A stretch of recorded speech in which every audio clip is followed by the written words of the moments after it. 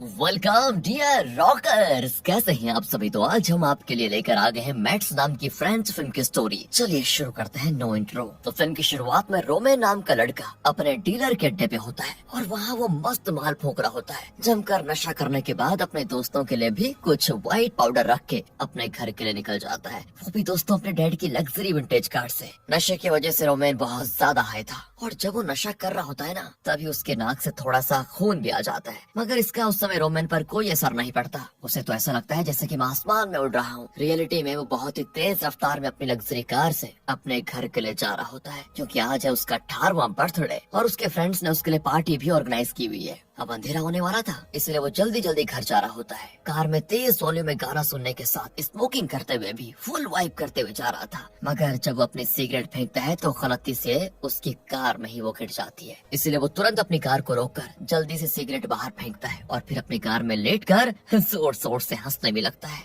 यानी बिल्कुल एक नशेड़ियों की तरह। नशे में होने की वजह से उसे इस बात की भी कोई परवाह नहीं होती कि इस सुनसान जंगल वाले रास्ते में कहीं अगर किसी ने हमला कर दिया तो क्या होगा, क्योंकि वो तो नशे में है ना, इसीलिए।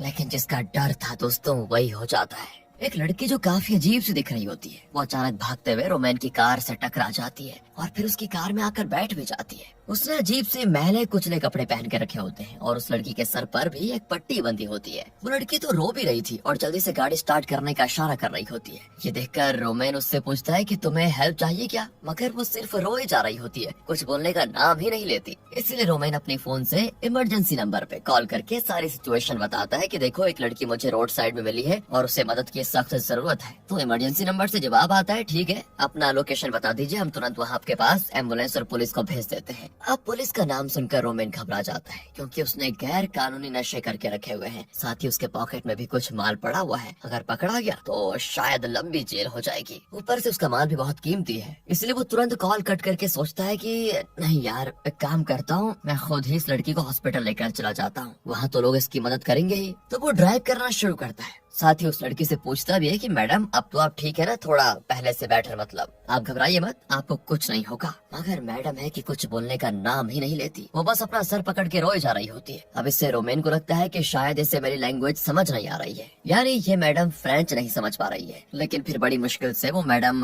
कुछ अपनी प्रॉब्लम को बताने की कोशिश करती है। उसके पास एक रिकॉर्डिंग डिवाइस होता है जिसे वो ठोक पीट कर चालू करती है। उसमें से आवाज आती है, ये सब्जेक्ट C39 है, ये एक लड़की है और इसकी उम्र 20 से 25 की है। इसकी नेशनलिटी हमें भी नहीं पता, यानी ये किस देश की निवासी है ये हमें नहीं पता। ये सारी चीजें उस डिवाइस में बोली जा रही होती है। आगे बताते हैं कि पर इसके हेयर ब्लॉन्ड है, आई ब्लू है और हाइट 1.77 मीटर्स की है। हम इसके दांत और जुबान सेफ्टी के लिए निकाल दे रहे हैं और इसे हम रेटो वायरस इन्फेक्टेड ब्लड का इंजेक्शन लगाने वाले हैं। तो दोस्तों, ये सारी बातें उस डिवाइस में बोली जाती है। अब रोमेन तो नशे में होने की वजह से उसकी बात समझ ही नहीं पाता, मगर हम तो समझ पाते हैं कि ये लड़की जरूर किसी और देश से यहाँ इलीगली रहने के लिए आई होगी और उसपे किसी ने कोई एक्सपेरिमेंट किया है जिसमें उन्होंने रेटो वायरस नाम का कोई इंजेक्शन इसको लगा दिया है और साथ ही ये उन्हें नुकसान ना पहुँचाए, इसके लिए उन्होंने लड़की के दांत और जुबान काट दी है। तो यही रीजन था दोस्तों कि बेचारी कुछ बोल नहीं पाती, क्योंकि जुबान तो कट गई, इसलिए वो बस रोए जा रही होती है। खुश नसीबी से वो उस फैसिलिटी से भाग कर तो आ गई, मगर बदनसीबी से इस चर्सी नशेड़ी से आकर टकरा गई, जो मामले की गंभीरता को समझ नहीं पा रहा है। वो तो बस एक ही रट लगाया जाता है कि चलो मैं तुम्हें हॉस्पिटल पहुंचा दूंगा, वहाँ तुम ठीक हो जाओगी। लेकिन लड़की की हरकतें देखकर हमें समझ आ जाता है कि वो हॉस्पिटल तो जाना नहीं चाहती, शायद वहाँ उसे किसी और चीज का डर है, इसलिए वो गाड़ी में अपना सर पटकने लगती है। फिर वो एक नुकीली चीज रोमेन के कार के कंपार्टमेंट से निकाल कर अपने गले को स्टेप करने लगती है, वो भी रोमेन की गोद पे अपना सर रखने के बाद। और ये चीज रोमेन के लिए भी काफी ज्यादा डरावनी होती है। रोमेन किसी तरह उसे खुद से हटाता है, मगर अब तक काफी देर हो जाती है। उस लड़की का खून रोमेन के पूरे बदन पे लग जाता है, साथ ही कार की सीट पे भी। इससे तो रोमेन के डर के मारे बुरे हाल हो जाते हैं। 90% नशा तो उसका ऐसे ही निकल जाता है। सोचता है कि अब मैं अपने डैड को क्या जवाब दूंगा। उन्होंने मेरे 18वें बर्थडे की खुशी में मुझे ये लग्जरी विंटेज कार चलाने की परमिशन दी थी और मैंने इसका क्या हाल कर दिया। कार गंदी भी सो हुई, ऊपर से मेरी कार में अब एक लाश भी है और ये किसकी लाश है मुझे ये भी नहीं पता, ना मैं इसका नाम जानता हूँ ना पता। अगर किसी ने देख लिया तो पता नहीं क्या होगा मेरे साथ। इसलिए वो अपनी शर्ट को लाश के ऊपर डालकर जल्दी से कार को अपने घर के गैराज में पार्क कर लेता है और फिर जल्दी से दरवाजा बंद भी कर लेता है। उसका एक फिलिप नाम का पड़ोसी है, वो उससे बात करना चाहता है, मगर वो तो ये कहकर वापस भेज देता है कि कल बात करते हैं। फिर रोमेन शर्ट हटाकर उस लाश का चेहरा देखता है और समझने की कोशिश करता है कि ये रियल में हुआ क्या, कि सच में कुछ हुआ भी है या फिर मेरे माल फूंकने की वजह से मुझे चीजें दिखाई दे रही है। तब उसकी नजर आईने पे पड़ती है और अपने बदन पे इतना सारा खून देखकर वो घबरा जाता है और जाकर सबसे पहले शावर लेता है। अपने बदन से अच्छे से खून को साफ करता है और शावर लेते लेते खूब रोता भी है कि मैं किस मुसीबत में फंस गया हूँ ये। तब उसे उसके डैड का कॉल आता है। रोमेन भी जल्दी से उठाता है तो उसके डैड कहते हैं कि क्या हुआ बेटा, मैंने 3 बार कॉल किया है और तुमने उठाया नहीं, मेरी कार ठीक तो है ना। यानी रोमेन के डैड को अपने बेटे से ज्यादा अपनी विंटेज कार की पड़ी हुई है। रोमेन भी झूठ बोल देता है कि हाँ कार बिल्कुल सही सलामत है डैड, आप टेंशन मत लीजिए। डैड कहते हैं कि मैं कल दोपहर तक घर आ जाऊंगा, फिर हम तुम्हारा बर्थडे सेलिब्रेट करके उसी रेस्टोरेंट में चलेंगे बेटा जहाँ हम पिछली बार गए थे, तुम्हें वो जगह बहुत पसंद थी ना, फिर चलेंगे वहाँ। यहाँ पे किसी तरह से बात करके रोमेन अपने डैड का फोन रखता है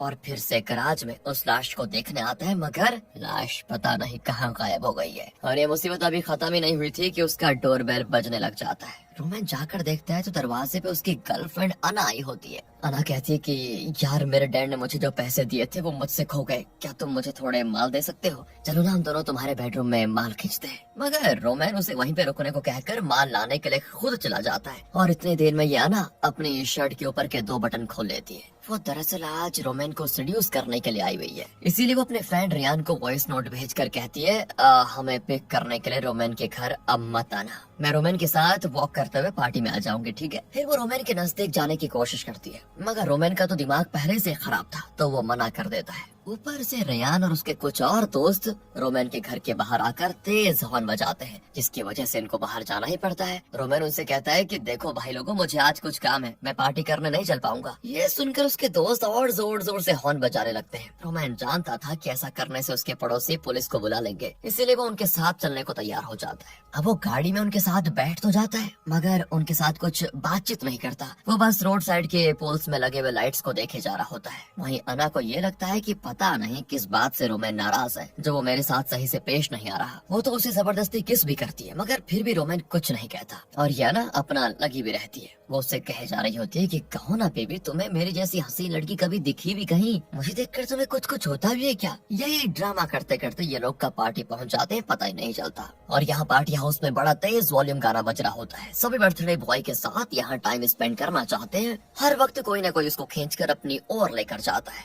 जिससे परेशान होकर फाइनली रोमेन एक मास्क पहनकर वॉशरूम में चला जाता है। अभी के लिए तो बस वो ये चाहता है कि सब मुझे कुछ देर के लिए अकेला छोड़ दे, ताकि मेरी समझ में आ जाए कि हुआ क्या मेरे साथ। मगर दोस्तों, उसी वॉशरूम में अना अपनी बेस्ट फ्रेंड जूलिया के साथ आ जाती है। अना तो वहाँ पर माल फूकने आई थी, मगर जूलिया अपने साथ एक प्रेगनेंसी किट भी लेकर आई होती है, जिससे अना उससे पूछती है कि अरे तुम तो सिंगल हो, 1 साल से तुमने किसी बंदे को डेट नहीं किया, फिर ये प्रेगनेंसी किट क्यों? इस पे जूलिया कहती है कि किसने कहा मैं किसी के साथ सोई नहीं हूँ पूरे साल। अना बड़ी एक्साइटेड हो जाती है और पूछती है अरे किसके साथ सोई हो बताओ तो, मेरी बेस्ट फ्रेंड होकर तुम मुझे नहीं बता रही, बताओ। और नशे में होने की वजह से जूलिया बता देती है कि मैं रोमेन के साथ सोई हूँ, यानी तुम्हारे बॉयफ्रेंड के साथ। दोस्तों, ये सुनकर अना बिल्कुल गुस्से में नाराज हो जाती है। हालांकि उसने भी नशा करके रखा हुआ था तो वो कुछ तमाशा तो क्रिएट नहीं कर पाती, मगर वहाँ से पार्टी में चली जाती है। उसके जाने के बाद रोमेन सामने आता है और जूलिया के साथ चुम्मा चाटी करने लग जाता है। यानी आज जो सब्जेक्ट C39 के साथ इतना कुछ हुआ,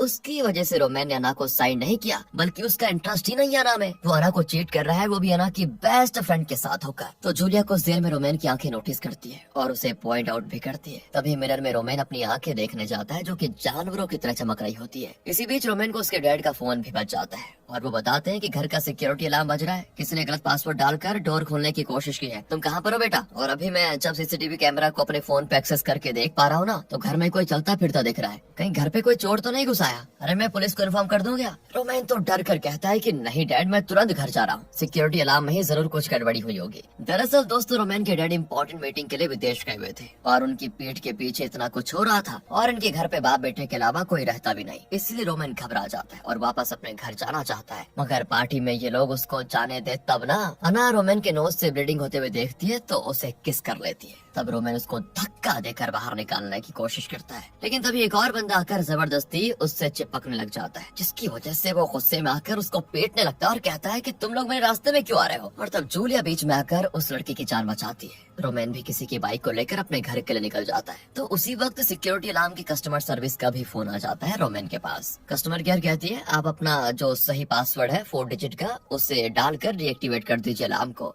अब रोमेन उसे अपने घर का पासवर्ड भी बता देता है, मगर कस्टमर केयर कहती है बताने से कुछ नहीं होगा, आपको खुद से एंटर करना होगा। अब रोमेन तो बेचारा कह ही नहीं पाता कि मैं घर पे हूँ ही नहीं, वरना कस्टमर केयर वाले तुरंत ही घर पे पुलिस भेज देंगे। इसलिए रोमेन किसी तरह से कस्टमर केयर को अपनी बातों में उलझाकर जल्दी से घर पहुँच जाता है और फिर सही पासवर्ड डालकर फाइनली अलार्म को ऑफ कर देता है। फिर जैसे रोमेन राहत की सांस लेने की सोचता है, उसके डैड कॉल करके पूछते हैं घर पे क्या चोरी हुआ है, मगर रोमेन कहता है कि कुछ भी नहीं डैड, सभी सही सलामत है। वो कॉल कट करके सही में अपने घर की जांच करता है तो देखता है कि किचन की टैप खुली हुई है, साथ ही किचन कैबिनेट भी खुला हुआ है। पास ही में सब्जेक्ट C39 की डिवाइस पड़ी हुई है, जिसे ऑन करने पे उसे आगे सुनने को मिलता है कि सब्जेक्ट का बॉडी टेम्परेचर नॉर्मल है, पल्स भी नॉर्मल है। मगर एक बात हमने नोटिस करी कि जब सब्जेक्ट को लाइट का एक्सपोजर मिलता है तो वो बहुत ही ज्यादा पावरफुल हो जाती है। इसके बाद रोमेन की नजर बाथटब पे जाती है, जहाँ बाथटब में सब्जेक्ट C39 बैठकर नाइफ से अपना गला काट रही होती है और उसमें से रेड लाइट के साथ एक बीप की आवाज भी आती है। रोमेन जल्दी से वो नाइफ छीन लेता है, मगर सब्जेक्ट अपने गले से वो डिवाइस निकाल कर रोमेन को देने की कोशिश करती है,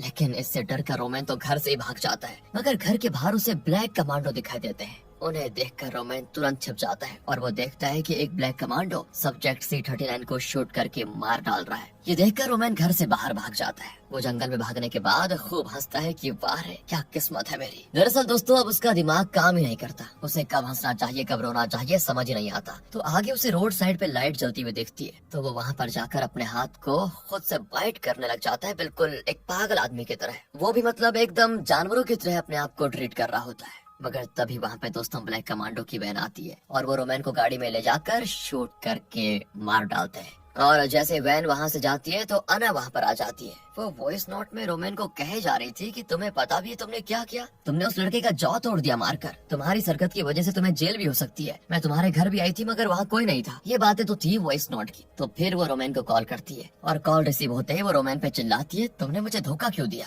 तुम्हें पता भी है जूलिया प्रेग्नेंट है। इधर से कुछ आवाज नहीं आती तो वो कॉल कट करके टैक्सी में बैठ जाती है। तभी उसे जूलिया कॉल करके कहती है कि देखो नशे में मैंने जो भी कहा उसके लिए मुझे माफ कर दो। वैसे भी रोमेन ने ही रिश्ते की शुरुआत की थी, मैं तो तुम्हें अभी भी अपनी बेस्ट फ्रेंड ही मानती हूँ, प्लीज मुझसे मिलने के लिए ब्रिज पे आ जाओ, मुझे अभी अच्छा नहीं लग रहा। अना कहती है वाह मेरी लाइफ की तो वैसी लगी पड़ी हुई है और एक चीटर बेस्ट फ्रेंड की मदद करने के लिए मैं क्यों आऊँ। फिर कुछ ही देर में ड्राइवर कहता है कि एक ब्लैक वैन हमारा पीछा कर रही है। वो उतर कर देखने जाता है कि आखिर मसला क्या है। तभी कमांडो उसे भी शूट कर देते हैं। अब ये देखकर तो अना डर जाती है और वो खुद टैक्सी को ड्राइव करके वहाँ से भागने लगती है, मगर फिर उसके पैर अकड़ने लग जाते हैं तो उसे गाड़ी से नीचे उतरना पड़ जाता है। एक पल के लिए तो उसको ऐसा लगता है जैसे उसके पैर बिल्कुल पैरालाइज हो चुके हैं और उसके पैर में जैसे जान ही नहीं बची। मगर जब कमांडो उसे मारने के लिए आते हैं तो वो एकदम मिल्खा सिंह की तरह तेजी से भागना शुरू कर देती है। फिर वो भागकर एक क्लब के वॉशरूम में जाती है और आईने में खुद को देखती है तो उसकी पीठ पे गोली लग चुकी थी। मगर अना मरना नहीं चाहती दोस्तों, मरना कौन चाहता है। वो देखती है कि उसके पूरे बदन पे खून लग चुका है, साथ ही उसकी गर्दन भी बिल्कुल अजीब तरह से क्रैक हो रही है, जिससे वो घबरा जाती है कि मेरे अंदर ये हो क्या रहा है। उसी वक्त उस क्लब में कमांडो घुसकर वहाँ मौजूद सभी लोगों को शूट करके मार डालते हैं। तो यहाँ अना वॉशरूम की खिड़की से बाहर भाग जाती है और फिर लाइट की रोशनी पड़ने से वो और पागल की तरह बिहेव करने लगती है। उसके अंदर भी एनिमल कैरेक्टरिस्टिक्स आने लग जाते हैं। वो रोना चाहती है मगर उसे हंसी आ रही होती है। उसकी अपनी जबान और अपनी गर्दन पर कंट्रोल ही खत्म हो जाता है। वो अजीब तरह से अपनी गर्दन चटका रही होती है। तभी जूलिया का आता है कॉल और वो उसे ब्रिज में मिलने के लिए बुलाती है। अना उस ओर जाने ही लगती है तो रास्ते में उसको एक लड़की मिलती है जो मस्त अपने फोन पे बात करते हुए जा रही होती है। मगर ये क्या, अना उसे मार डालती है। इसके बाद आगे अना एक आदमी की साइकिल छीन लेती है और जब वो अना को रोकने की कोशिश करता है तो अना तो उसे भी मार पीट कर पास वाले लेक में फेंक देती है और गाली देते हुए उसकी साइकिल पर बैठ कर निकल जाती है। मगर अना एक बार को ये भी कहती है कि मुझे माफ कर देना, पता नहीं मेरे साथ ये हो क्या रहा है, मैं खुद को कंट्रोल नहीं कर पा रही हूँ। ऐसा लग रहा है जैसे डेविल ने मुझे पजेस कर लिया है और मेरे बिना मेरी मर्जी के ही मैं ये सारी चीजें कर रही हूँ। तो इसके बाद कभी अना होश में रहती और कभी नहीं। वो किसी तरह जूलिया के पास चली जाती है, लेकिन अना को इस हालत में देखकर जूलिया के तो पसीने निकल जाते हैं घबराहट के मारे, और पूछती है तुम्हें हो क्या गया है। मगर अना कुछ बोल नहीं पाती, इसलिए जूलिया अना को अपनी स्कूटी के पीछे बिठाकर हॉस्पिटल लेकर जाने लगती है। मगर ये क्या, रास्ते में ही अना बिल्कुल अजीब बिहेव करती है। वो अपने बदन का खून जूलिया पे लगा देती है, और कभी कभी वो खुद जूलिया को बाइट करने की भी कोशिश करती है, तो कभी वो जूलिया का गला भी दबा देती है। साथ ही वो अपनी जबान से जूलिया को लिक भी कर रही होती है। जूलिया काफी देर तक उसको संभालने की कोशिश करती है, मगर जब उसे समझ आ जाता है कि अना अब अना नहीं रही, वो कुछ और ही बन गई है, तब जूलिया उसे वहीं पर छोड़कर मजबूरी में अकेले ही स्कूटी से भागती है। कुछ दूर जाने पे जूलिया को उसकी मॉम का कॉल आता है, जो कहती है बेटी जल्दी घर आ जाओ, यहाँ कुछ तो चल रहा है, मेरी समझ नहीं आ रहा। मेरी नर्स भी मुझे छोड़कर अकेले भाग गई है, साथ ही मेरी व्हील चेयर भी अटक गई है। यानी जूलिया की मॉम अपाहिज है, जिसकी देखभाल करने वाली भी कोई थी, मगर शहर में जो कुछ भी मुसीबत चल रही है उसके डर से वो नर्स भी भाग चुकी है। और अब जूलिया की मॉम को मदद की सख्त जरूरत है, इसलिए जूलिया जल्दी से अपने घर के लिए निकल जाती है। मगर उसे पीछे से अना की आवाज आती। दरअसल अना में सुपर पावर्स आ गई है, वो काफी तेज दौड़ सकती है और कहती है मैं तो तुम्हें पकड़ ही लूंगी। यानी कि वो स्कूटी की स्पीड को मैच करके भाग रही होती है। खैर जूलिया किसी तरह अपने घर की बिल्डिंग में जाती है। वो अपने अपार्टमेंट तक जाने के लिए लिफ्ट में एंटर करती है, मगर उस तक अना पहले पहुंच जाती है। लेकिन तभी सही वक्त पे लिफ्ट का डोर बंद हो जाने से तब वो जिंदा बच जाती है। इसके बाद अना सीढ़ी से ऊपर चली जाती है, और यहाँ जूलिया की लिफ्ट हो जाती है खराब, पावर सप्लाई में कोई प्रॉब्लम आने की वजह से। मगर लिफ्ट के अंदर जूलिया को बाहर की बहुत आवाजें आती है, और उस आवाज से ही जूलिया को समझ आ जाता है कि अना सभी को मार काट कर रही है। जूलिया चिल्लाने लगती है कि कोई मेरी मदद करो, मुझे लिफ्ट से बाहर निकालो। तभी वहाँ पर कमांडो आ जाते हैं और वो सारे इन्फेक्टेड लोगों को शूट करके मार डालते हैं। इसके बाद वो जूलिया से पूछते हैं कि क्या तुम इन्फेक्टेड हो, तो जूलिया डर के मारे कुछ बोलना ही बंद कर देती है। सोचती है कुछ भी बोला तो ये लोग मुझे मार न दे। मगर किस्मत देखिए, उसी वक्त लिफ्ट ठीक हो जाती है, वो काम करने लगती है और लिफ्ट का दरवाजा 15th फ्लोर पे जाकर खुल जाता है। जूलिया बाहर आती है तो देखती है कि अना तो कई सारे लोगों की मीट खा रही है। ये देखकर तो जूलिया के डर के मारे बुरे हाल हो जाते हैं और वो वहाँ से भी भागने लगती है। मगर तभी एक कमांडो उस पे गन पॉइंट कर देता है। वो पहले तो जूलिया को अपना मुंह खोलने को कहता है और फिर उसकी आंखें चेक करता है। तभी आती है अना की आवाज, और वो जूलिया को ही आवाज लगा रही थी। इसलिए कमांडो जूलिया को बिल्कुल शांत होकर एक जगह पे खड़े रहने को कहता है और खुद अना को मारने के लिए चला जाता है। वो उसे मार तो डालता है, मगर उससे पहले अना ने कमांडो को काट भी लिया था। इसीलिए कमांडो अपना मास्क हटाकर दिखाता है कि देखो मैं लड़का नहीं लड़की हूँ। एक्चुअली उन मास्क में एक वॉइस कन्वर्टर लगा हुआ था, जिससे कमांडो की वॉइस चेंज होकर मेल वॉइस बनती जा रही थी, ताकि वो लोगों पे ज्यादा अथॉरिटी जमा पाए। क्योंकि लड़कियों को जल्दी कोई सीरियस लेता नहीं ना, इसीलिए। ये मैं नहीं कह रहा, रियलिटी कह रही है। अब कमांडो अपना गन जूलिया को देते हुए कहती है पता नहीं है मुझ पे ये वायरस किस तरह का असर करेगा, इसलिए ये लो मेरी गन, अपने और अपनों का ख्याल रखो। और एक बात हमेशा याद रखना कि अंधेरे में रहना, क्योंकि लाइट्स उन इन्फेक्टेड लोगों को और पावरफुल बना देती है। इसके बाद वो जूलिया को पलटने को कहती है और खुद को शूट करके मार डालती है, ताकि उसकी वजह से कोई और इन्फेक्टेड ना हो जाए। ये देखकर तो जूलिया पागलों की तरह हंसने लग जाती है, यानी वो भी इन्फेक्टेड हो गई है। क्योंकि कोई भी सेंसिबल पर्सन ऐसी सिचुएशन में क्यों ही हंसेगा ना। और तभी जूलिया के विंडो से हम देखते हैं कि पूरे शहर की लाइट कट हो जाती है। और इसी के साथ दोस्तों ये मूवी यहाँ पर खत्म होती है। रुकिए जरा, समझाता। अब आप सोच रहे होंगे कि आखिर में क्या हुआ इस स्टोरी में, तो मैं आपको बता देता हूँ। दरअसल किसी लैब एक्सपेरिमेंट से कुछ सब्जेक्ट्स भाग गए थे। हालांकि फिल्म में तो हमें सिर्फ एक ही सब्जेक्ट C39 को दिखाया गया, अगर ऐसा नहीं था कि सिर्फ एक ही सब्जेक्ट भागा होगा, क्योंकि एक सब्जेक्ट की वजह से पूरे शहर में इतने सारे लोग तो इन्फेक्टेड नहीं हो सकते। और कमांडो इसीलिए उन सब्जेक्ट से इन्फेक्टेड लोगों को मार रहे थे, क्योंकि जो एक्सपेरिमेंट किया जा रहा था वो गवर्नमेंट के द्वारा किया जा रहा था सुपर ह्यूमन बनाने के लिए। मगर कुछ गड़बड़ी के कारण सब्जेक्ट्स लैब से भाग गए और पूरे शहर में मच गई उथल पुथल। और हमें ये भी समझ आ गया था कि हर इंसान इन्फेक्टेड होने के बाद पहले वाले इन्फेक्टेड से ज्यादा खूंखार हो जाता है, मतलब जिसने उसे काटा था उससे ज्यादा खूंखार। और सभी की बॉडी में इन्फेक्शन के फैलने की स्पीड भी बहुत ही अलग अलग होती है, कोई जल्दी रिएक्ट कर जाता है तो कोई लेट में। यही है दोस्तों। बाकी अगर आपको स्टोरी अच्छी लगी हो या थोड़ा यूनिक लगी हो, कमेंट करके बता दीजिए। मिलते हैं आपसे अगली वीडियो में, ध्यान रखिएगा अपना, and finally thanks for watching.